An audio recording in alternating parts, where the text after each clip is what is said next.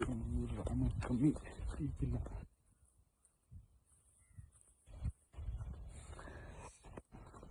ಸ್ನೇಹಿತರೆ, ನಾವು ಯಾವುದೋ ಬೇರೆ ದೇಶದಲ್ಲಿಲ್ಲ, ಇರೋದಿಲ್ಲೇ ನಮ್ಮ ದೇಶನೇ. ಸ್ವಲ್ಪ ಕರ್ನಾಟಕದ ಬಾರ್ಡ್ರಲ್ಲಿದ್ದೀವಿ. ನೀರಲ್ಲಿಂದ ಬರ್ತಾ ಇದೆಯಪ್ಪ, ಕೊಳದಿಂದ ಬರ್ತಾ ಇರ್ಬೇಕು ಇಲ್ಲಿಗೆ.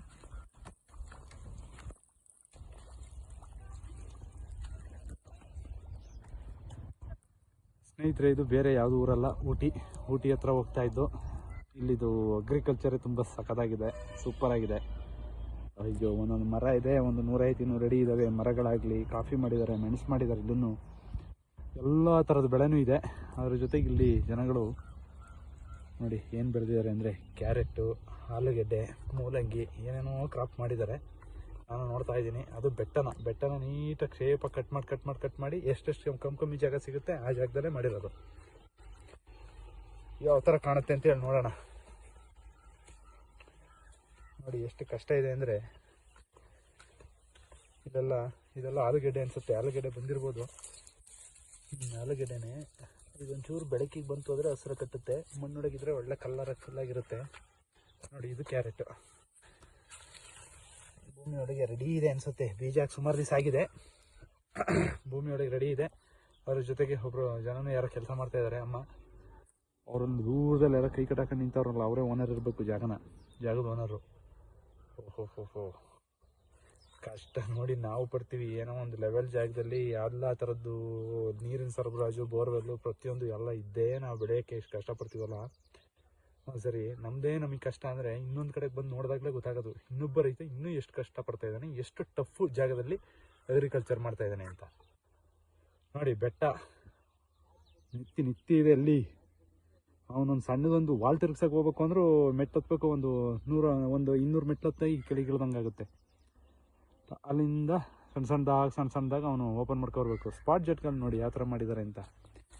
ಲ್ಯಾಟ್ರಲ್ ಇದು, ಕಪ್ ಲ್ಯಾಟ್ರಲ್ ಸ್ವಲ್ಪ ದೊಡ್ಡದಾಗಿದೆ. ಇದು ನಾವು ಬಯಸೋಕ್ಕಿಂತ ಸ್ವಲ್ಪ ದೊಡ್ಡ ಲ್ಯಾಟ್ರಲ್ ಇದು. ಕೆಲಸ ಜಾಗನ ವೇಸ್ಟ್ ಟೈಮ್ ಮಾಡಿಲ್ಲ. ಆ ಬೆಟ್ಟದಿಂದ ಶೇಪಾಗಿ ಮಾಡ್ಕೊಂಡು ಪಾಟ್ ಆ ಥರ ಒಂದೊಂದೇ ಬೆಳೆ ಮಾಡ್ಕೊಂಡು ಬಂದಿದ್ದಾರೆ. ಲೆಫ್ಟ್ ಸೈಡೆಲ್ಲ ಆಲೂಗೆಡ್ಡೆ ಇದೆ, ರೈಟ್ ಸೈಡೆಲ್ಲ ಕ್ಯಾರೆಟ್ ಇದೆ. ಆಮೇಲೆ ಇನ್ನೂ ಯಾವುದೇ ಇದೆಯಾ ನಮಗೆ ಗೊತ್ತಾಯ್ತಲ್ಲ. ಅಲ್ಲಿ ಯಾವುದೋ ಒಂದು ಬೆಳೆದಿದ್ದಾರಪ್ಪ, ಅದು ಏನು ಯಾವ ಬೆಳೆ ಅಂತ ಗೊತ್ತಾಯ್ತಲ್ಲ. ಆಚೆ ಸೈಡು ಕ್ಯಾರೆಟೇ ಮೇಯ್ನು.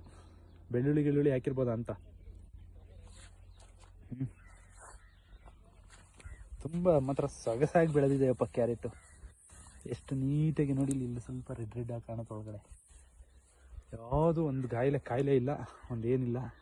ಅಂದರೆ ಊಟಿ ವೆದರು ಕ್ಯಾರೆಟ್ ಬೆಳೆಯೋಕ್ಕೆ ಸೂಪರಾಗಿದೆ ಅನಿಸುತ್ತೆ. ಈಗ ಆಲ್ರೆಡಿ ಕೋಲ್ಡ್ ಇದೆ, 3-3:30 ಸಿಕ್ಕಾಪಟ್ಟೆ ಕೋಲ್ಡ್ ಆಗ್ತಾಯಿದೆ ನಮಗೆ. ಆಚೆ ಎಲ್ಲ ಕಾಡೆ. ನೀಲಗಿರಿ ಮರ ಏನು ಫಾರಿನ್ಗೆ ಹೋಗ್ಬೇಕಾಗಿಲ್ಲ ನೋಡೋಕೆ. ಆ ಹೈಟಿನ ಮರಗಳನ್ನ ಇಲ್ಲಿ ಬಂದು ನೋಡಿಬಿಟ್ರೆ ಸಾಕು. 150-200 ಅಡಿ ಹೋಗ್ಬಿಟ್ಟಿದ್ದಾವೆ. ನಾನಂತೂ ಇಷ್ಟ ಇಟ್ಟಿರೋದು. ನಾನು ಮಲೆನಾಡಲ್ಲೇ ಹುಟ್ಟಿರೋದು, ಸಕಲೇಶಪುರ ಭಾಗದಲ್ಲಿ. ನಾವು ತೋಟದೊಳಗಡೆ ಎಲ್ಲ ಥರದ ಮರಗಳನ್ನು ನಾವು ನೋಡಿದ್ದೀವಿ. ಹೈಟ್ ಇರೋದು ಬ್ರಿಟಿಷ್ ತೋಟಗಳು, ಹಿಂದೆ ಮಾಡಿರೋದು ಬ್ರಿಟಿಷರು. ಇದರಲ್ಲಿ ಮರಗಳನ್ನ ನಾವು ನೋಡಿದ್ದೀವಿ. ಇಲ್ಲಿ ಅದಕ್ಕಿಂತನೂ ನಾವು ಯಾವತ್ತೂ ನಮ್ಮ ಜಾಗದಲ್ಲಿ ನೋಡಿ ನಮ್ದು ಅದೇ ಸರಿ ಇದೆ, ಅದೇ ದೊಡ್ಡದು ಅಂತ ಅನ್ನೋದಕ್ಕಿಂತ ಬೇರೆ ಜಾಗಕ್ಕೆ ಬಂದಾಗ ಗೊತ್ತಾಗುತ್ತೆ. ಇಲ್ಲ ಅದಕ್ಕೂ ಮೀರಿಸೋಂಥ ಮರಗಳು. ಕಾಡು ಹಂಗೆ ಇದೆ. ಅಲ್ಲಾಗ ಒಂದು ಬ್ಲ್ಯಾಕ್ ಕೋತಿ ಬೇರೆ ಕೂತಿದೆ, ಕಾಣಿಸುತ್ತೆ ಅಂತ ಅನಿಸುತ್ತೆ. ಇಲ್ಲಿದೆ ನೋಡಿ, ಇಲ್ಲಿ ಆಯಿತು. ಈ ಥರ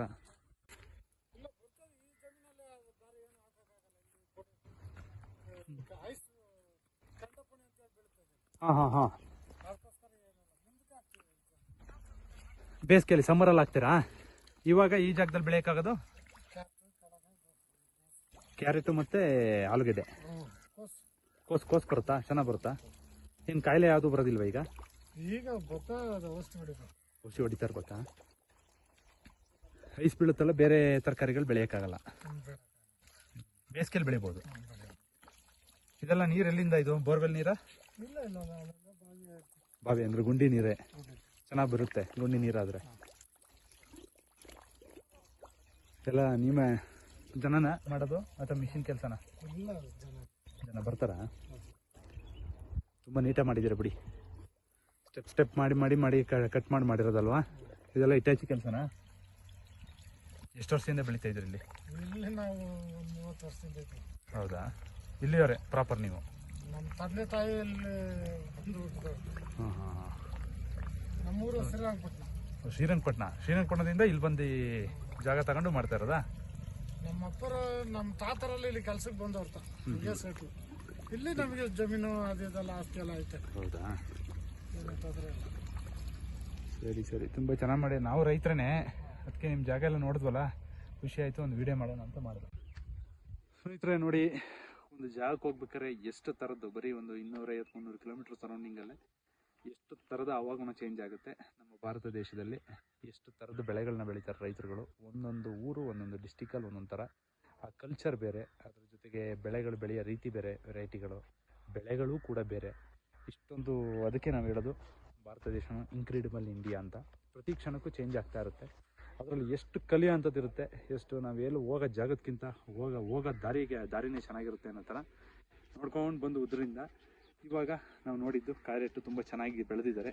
ಅವರೇ ರೈತರು ಅನ್ಸುತ್ತೆ, ಬರ್ತಾ ಇದ್ದಾರೆ ಯಾರೋ ಒಬ್ಬರು. ನನಗಂತೂ ತುಂಬ ಖುಷಿ ಆಯಿತು. ಒಳ್ಳೆ ಪಟಗಳನ್ನ, ಶುಂಠಿ ಮಾಡ್ತೀವಲ್ಲ ಆ ಥರ ಪಟಗಳನ್ನ ನಿರ್ಮಿಸಿ ಮಾಡಿದ್ದಾರೆ. ಅದೇ ಥರ ಸ್ಪಾಟ್ ಜೆಟ್ಗಳನ್ನು ಹಾಕಿದ್ದಾರೆ ಅಂತ ಹೇಳ್ತಾ, ಇವತ್ತು ನಮ್ಮದೇ ಕಷ್ಟ ಅಲ್ಲ, ಇನ್ನೊಬ್ರು ಇನ್ನೂ ತುಂಬ ಕಷ್ಟಪಡ್ತಾರೆ ನೋಡಿ ಅಂತ ಹೇಳ್ತಾ, ನನ್ನ ಆದಷ್ಟು ವಿಡಿಯೋಗಳನ್ನ ಶೇರ್ ಮಾಡಿ, ಫಾಲೋ ಮಾಡಿ ಅಂತ ಹೇಳ್ತಾ ಇವತ್ತಿನ ಈ ವಿಡಿಯೋ ನಾನು ಮುಗಿಸ್ತಾ ಇದ್ದೀನಿ. ಜೈ ಹಿಂದ್, ಜೈ ಕರ್ನಾಟಕ.